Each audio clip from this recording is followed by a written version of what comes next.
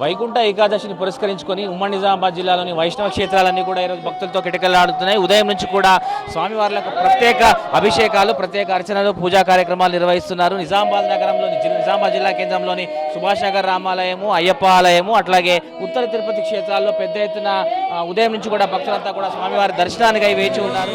స్వామి శరణం, స్వామి శరణం, అయ్యప్ప శరణం, అయ్యప్ప శరణం, స్వామి శరణం.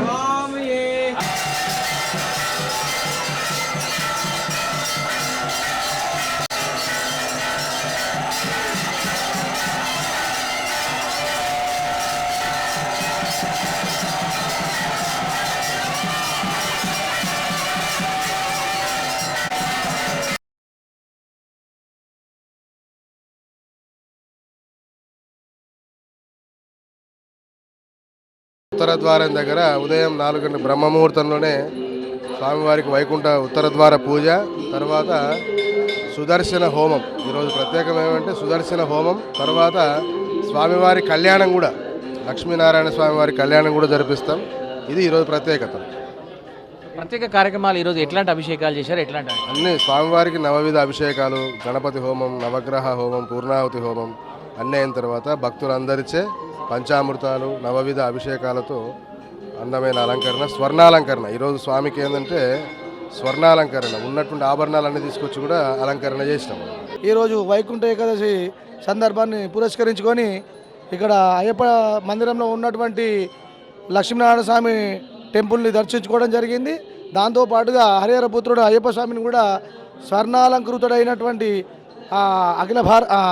అయ్యప్ప స్వామిని దర్శించుకోవడం జరిగింది. ఇది ప్రతి సంవత్సరం ఇలాగే జరుగుతుంటుంది.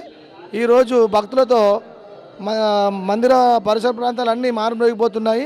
స్వామి శరణమయ్యప్ప.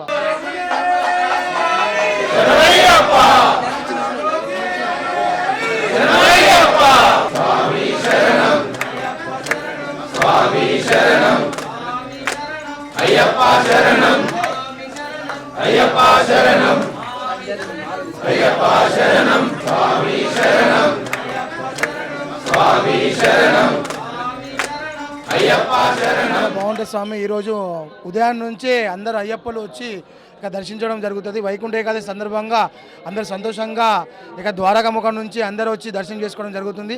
అభిషేకాలు పొద్దున చాలా బ్రహ్మాండంగా అయినాయి. అందరు అయ్యప్పలు కూడా వచ్చి చాలా బ్రహ్మాండంగా అభిషేకాలు జరపడం జరిగింది. ఇక్కడ సన్నాయి వాయం కూడా జరిగింది స్వామి. చాలా అందరూ ఆనందపడుతున్నారు. స్వామి శరణం.